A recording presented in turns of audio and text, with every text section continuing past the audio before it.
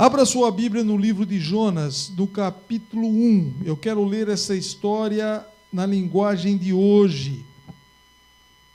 Certo dia, o Senhor disse a Jonas, filho de Amitai: apronte-se, vá à grande cidade de Nínive e grite contra ela, porque a maldade daquela gente chegou aos meus ouvidos. Jonas se aprontou, mas fugiu do Senhor, indo na direção contrária. Ele desceu a Jope e ali entrou em um navio que estava de saída para a Espanha.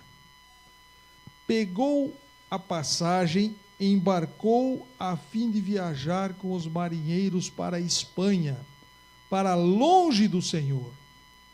No entanto, Deus mandou um forte vento e houve uma tempestade no mar. Era tão violenta que o navio estava em perigo de se partir ao meio. Os marinheiros ficaram com muito medo e gritavam por socorro, cada um ao seu Deus. E para que o navio ficasse mais leve, jogaram as cargas no mar. Porém, Jonas tinha descido ao porão e ali havia se deitado e caído num sono profundo. O capitão do navio o encontrou ali e disse: como é que você está aí dormindo? Levante-se e peça socorro ao seu Deus. Pode ser que ele tenha pena de nós e não nos deixe morrer. Os marinheiros disseram uns aos outros: vamos tirar a sorte para descobrir quem é o culpado de estarmos nesse perigo. Eles fizeram isso, e o nome de Jonas foi sorteado. Então lhe perguntaram: agora diga, quem é o culpado de tudo isso? O que você está fazendo aqui? De onde você vem? De que país você é? E qual é o seu povo? Eu sou hebreu, respondeu Jonas, e adoro o Senhor, o Deus do céu, que fez o mar e a terra. Em seguida, Jonas contou que estava fugindo de Deus, o Senhor. Aí os marinheiros ficaram mais apavorados ainda e disseram: veja só o que você fez. A tempestade piorava cada vez mais, de modo que os marinheiros perguntaram a Jonas: que devemos fazer com você para que o mar se acalme? Jonas respondeu: vocês me peguem e joguem no mar, e ele ficará calmo, pois eu sei que foi por minha culpa que essa terrível tempestade caiu sobre vocês. Em vez de fazer isso, os marinheiros começaram a remar com toda a força, tentando levar o navio para a praia, porém não conseguiram nada, porque a tempestade piorava ainda mais. Então oraram bem alto assim: ó Senhor Deus, não nos castigue com a morte, por tirarmos a vida deste homem, pois é o Senhor que está fazendo isso, e o que está acontecendo é de tua vontade.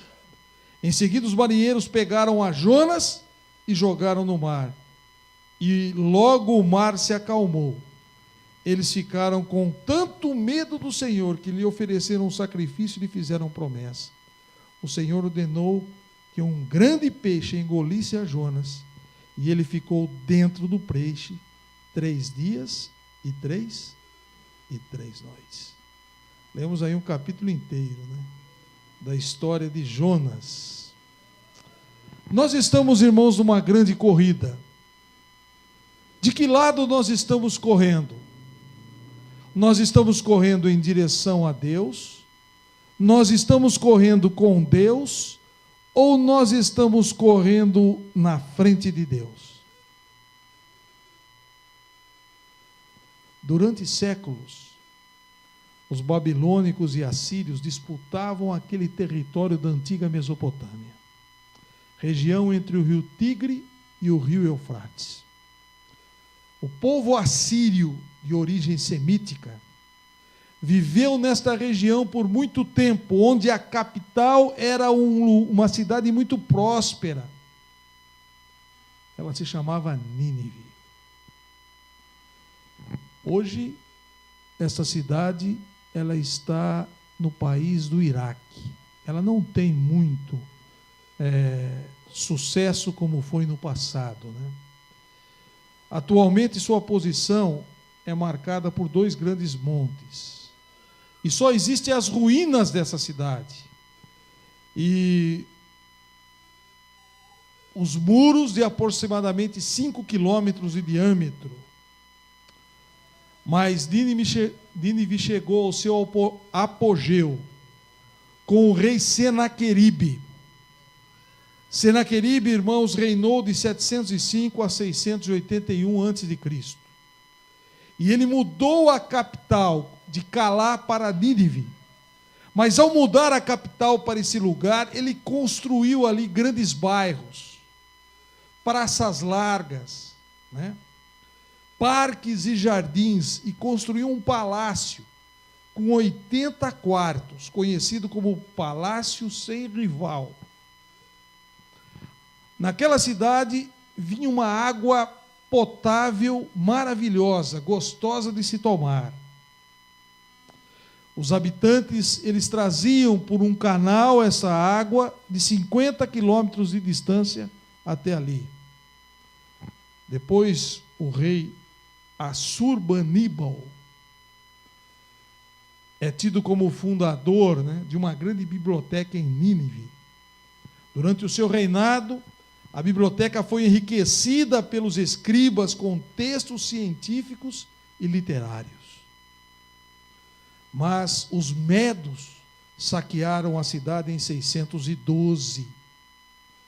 Nínive nunca mais reconquistou a sua fama e a sua importância. Nínive foi fundada às margens do rio Tigre, e ela tinha aproximadamente 120 mil habitantes, talvez como Araras, tamanho de Araras, 120 mil habitantes. Mas este porte de cidade naquele tempo era conhecido como uma cidade grande, uma cidade como uma capital, né? O livro Profetas e Reis, na página 265, nos diz o seguinte: no tempo da sua prosperidade temporal, Nínive era um centro também de crime e impiedade, um lugar de violência. Talvez a situação do mundo em que nós estamos vivendo atualmente. Embora ímpia fosse a cidade, Deus ainda tinha a intenção de pregar pela última vez aqueles habitantes, para que eles se convertessem e mudassem de atitude, pois alguns deles ainda tinham o coração voltado para Deus. Também no livro Profetas e Reis diz isso. Era ali que Deus queria que Jonas fosse e pregasse o evangelho em meio àquela cidade ímpia, criminosa, violenta. E quando Jonas recebeu esse convite, no seu coração, ele foi contrário à vontade de Deus. Muitas coisas que Deus às vezes nos fala e nos coloca, irmãos, nós às vezes questionamos, né? Nós às vezes questionamos. Quantas pessoas questionam, né, as ordens de Deus? E Jonas também. Ele era um ser humano, né? Ele estava talvez num lugar cômodo, tranquilo. Não queria sofrer. Não queria pregar o evangelho num lugar de dificuldade. Mas Deus havia ordenado que ele deveria ir até lá. As dificuldades são difíceis. Esses dias eu estava pregando na cidade de Jaú, né? E lá tem um irmão que está fundando um grupo. E no sábado de manhã tinha meia dúzia de pessoas na igreja. Ele está começando agora. E ele olhou para mim e disse assim: pastor, como é difícil o começo. A gente fala com os nossos amigos, vizinhos, mas as pessoas não querem vir à igreja. As pessoas parecem que estão fugindo de Deus. Elas querem andar por outros caminhos, mas não querem seguir o caminho de Deus. E ele estava ali meio preocupado. Mas eu confortei a ele, falei algumas palavras também no sermão, que o começo sempre é difícil, mas nós não podemos o quê? Desanimar. Não podemos parar, devemos continuar. Nós somos chamados muitas vezes para fazer um trabalho especial para Deus e temos que aceitar. Eu lembro que uma vez eu estava bem num distrito, não vou contar o lugar, né? Mas nós estávamos bem 2 anos apenas no distrito, minha esposa bem empregada, né? Até ganhava mais que eu. Ganhava mais que eu naquela época. E ela estava muito bem, né? E quando nós estávamos 2 anos lá, irmão Cláudio, o pastor, presidente da associação, era o pastor Tércio Sarli. Ele chegou para mim e disse assim: Ladeira, vem cá, eu preciso, o pastor de tal igreja vai mudar, e eu preciso de você lá. Tem um grande desafio naquela cidade. Eu preciso de você naquela cidade. E eu falei: pastor, eu quero conversar com o senhor. Aí fui lá no escritório dele, né? 2 horas conversei com o pastor Tércio, dizendo o porquê que eu não queria ir para lá. A minha vida estava tão tranquila, as coisas estavam tão bem, a igreja estava boa, eu não quero ir para lá, pastor. Eu vou deixar a barba, hein? Estou brincando. Eu falei com ele lá bastante, eu não quero, pastor, não quero. E ele disse assim: olha, vou fazer o seguinte, você já arrumou o caminhão de mudança? Depois de 2 horas. Então vai arrumar o caminhão de mudança logo. Não teve conversa. E eu entendi o recado. Falei: tá bom, pastor, eu vou arrumar o caminhão de mudança. Aí, com muita tristeza, coloquei a minha mudança no caminhão, né? E saí, despedi dos irmãos daquela cidade, 2 anos só, e fui para outra cidade. Mas sabe, irmãos, foi uma bênção meu ministério naquela outra cidade. Eu fui bem recebido pelos irmãos. Os irmãos me abraçaram, a igreja me abraçou, fiquei 5 anos ali. Muitos desafios foram alcançados, né? A obra de Deus. E graças a Deus, irmãos, tudo correu bem. Nós não conhecemos os caminhos de Deus.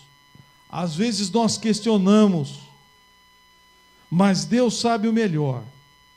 Jonas aqui, em vez de se colocar nas mãos de Deus, né, ele correu de Deus.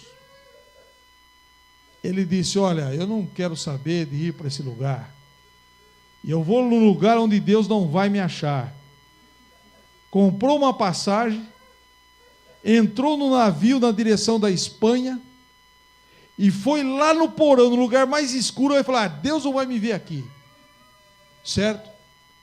Eu vou me esconder aqui nesse porão, vou dormir sossegado aqui e Deus não vai me encontrar. Os irmãos acham que nós podemos se esconder de Deus, irmãos? Você pode estar num buraco, mas Deus sabe que você está no buraco. Deus sabe. Deus conhece a nossa vida. E Deus sabia onde Jonas estava. Ele estava fugindo de Deus. A sua caminhada deveria ser ao lado de Deus. E ele fugiu de Deus, né? Hoje, em nossos dias, há muitas pessoas que também fogem de Deus. Não compreendem, não aceitam os propósitos de Deus. Não querem guardar os seus mandamentos. Não querem seguir as instruções da Bíblia.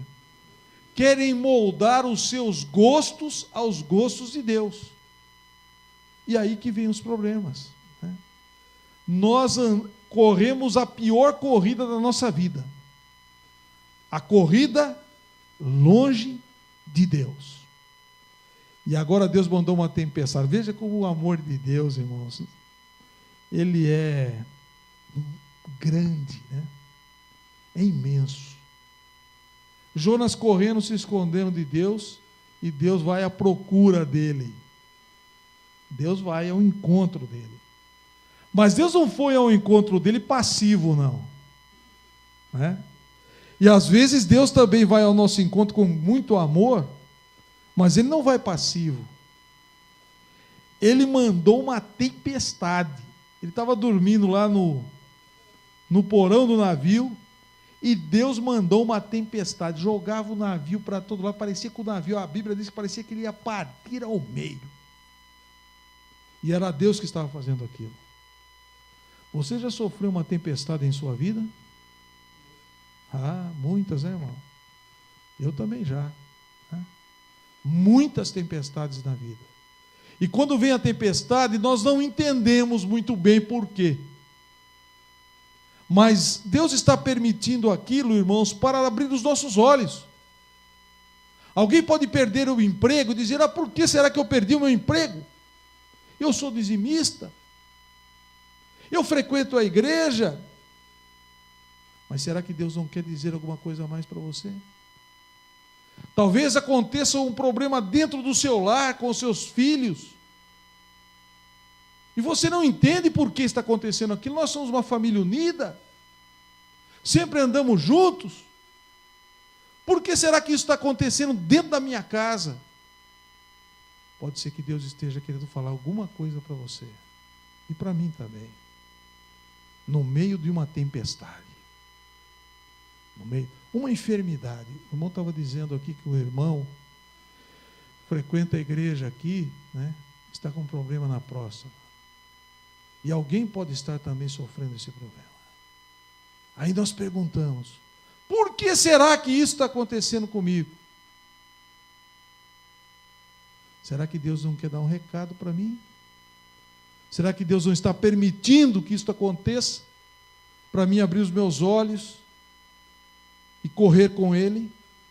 Confiar mais nele? Não é verdade?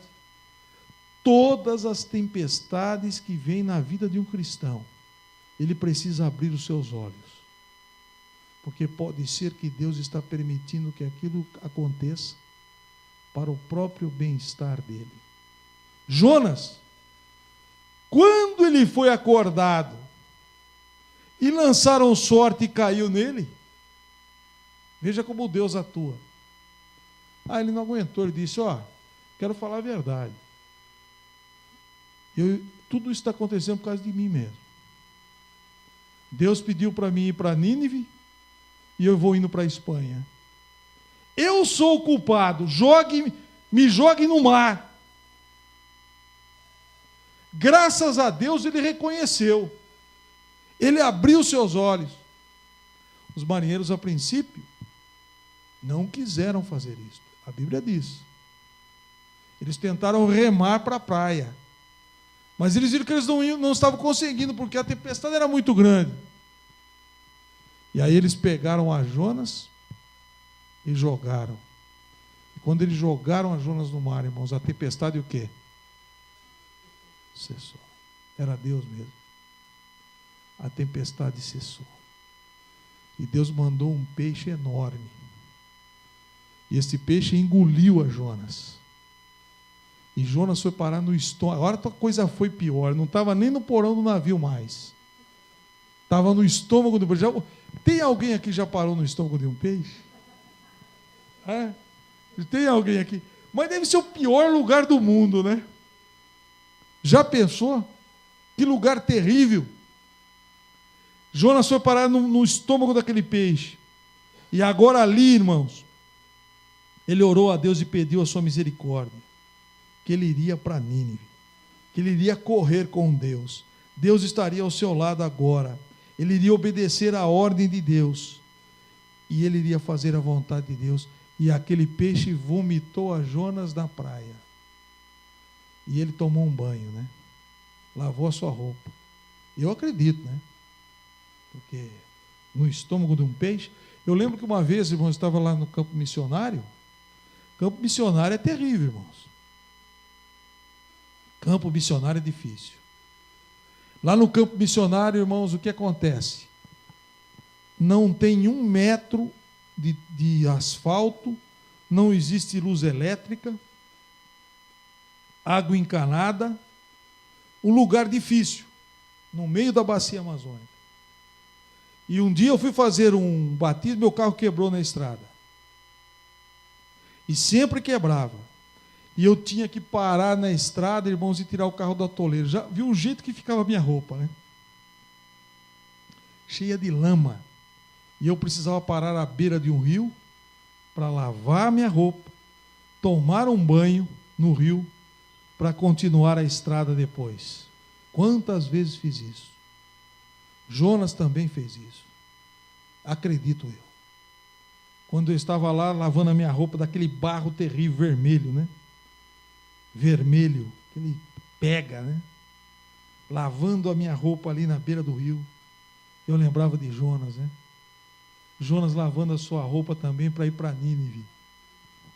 E ele lavou a sua roupa, irmãos, e foi para Nínive. Agora ele começou a correr com Deus. Deus estava do seu lado.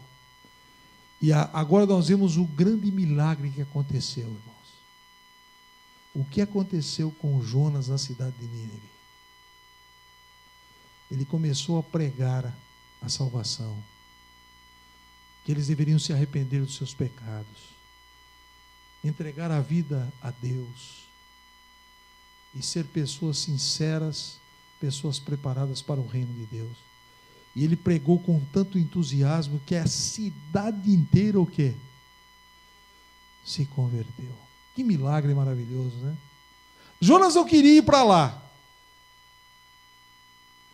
Jonas não queria passar por o que ele passou. Mas quando ele obedeceu a Deus e correu com Deus, irmãos, ao seu lado, um grande milagre aconteceu. Milhares de pessoas, 120 mil pessoas se converteram. Diz que a cidade toda, né, irmão? A Bíblia diz que a cidade toda se converteu. Todos se converteram. Porque agora Jonas se colocou nas mãos de Deus e fez aquilo que Deus queria. Correu com Deus. Na sua corrida cristã, ele estava com Deus ao seu lado. Não estava correndo de Deus, longe, ou correndo na frente, né? Porque tem uns que gostam de correr na frente de Deus, né? Isso aí é um absurdo. Querem saber mais do que Deus, né? Eu li uma história aqui nesse livro, uma história interessante. O navio da sua época pesava 46 mil toneladas. Era considerado um navio insubmergível, que não se afundava. Na noite de 14 de abril de 1912, enquanto atravessava o oceano, a 22 nós, ele bateu em um iceberg. Por não ter salva-vidas para todos os passageiros, aquele navio, ao afundar-se, 1.513 pessoas pereceram afogadas. Um passageiro, pastor John Harper, ele ia pregar na igreja de Chicago, fazer uma semana de oração. E ele estava entre as pessoas que estavam se afogando. Tentando permanecer na tona do oceano, ele foi impedido e lançado em direção a um rapaz que também estava tentando se salvar, agarrado em uma prancha. E ele indagou aquele jovem dizendo o seguinte: jovem, você está salvo? Aquele jovem respondeu: não, eu não estou salvo. Uma onda separou novamente o pastor daquele jovem. Após alguns minutos, eles se encontraram novamente. E o pastor gritou: você já entregou seu coração a Jesus? Você tem recebido a paz de Deus no seu coração? Ainda não, respondeu aquele jovem. Uma onda cobriu o pastor e ele nunca mais foi visto. Mas aquela pergunta estava ecoando na mente daquele jovem: você está salvo? 2 semanas depois, aquele jovem foi a uma reunião na igreja, em Nova York. Ele escapou. E ali na igreja, ele disse, dando o testemunho: sou o último convertido pelo pastor John Harper. O último convertido. Aquele pastor, irmãos, não parou, nem quando estava se afogando, de anunciar a salvação que Jesus oferece a todos os seres humanos. Ele percebeu que aquele jovem não estava preparado. Naquele instante, ele clamou para que aquele jovem se entregasse totalmente a Jesus. A nossa vida, irmãos, deve ser uma vida ao lado de Deus. Nós nunca podemos viver uma vida cristã feliz longe dele. Jonas tentou, não conseguiu. E quando ele se entregou totalmente a Cristo, ao seu trabalho, ele foi grandemente abençoado. Em que parte da corrida cristã você está nesse momento? Você está correndo de Deus? Você está correndo para Deus? Correndo com Deus? Ou correndo na frente de Deus? Que você possa estar correndo com Deus ao seu lado, para que a sua vida seja uma vida feliz. Escute a voz de Deus, atenda aos seus apelos, siga o seu caminho ao lado dele, e você será grandemente abençoado. E terá uma vida também abençoada, sendo um mensageiro, anunciando a sua volta a todas as pessoas que estão ao seu redor. Que Deus nos ajude, que Deus nos abençoe. Que a nossa corrida possa ser sempre ao lado de Deus. Este é o meu desejo e a minha oração. Amém.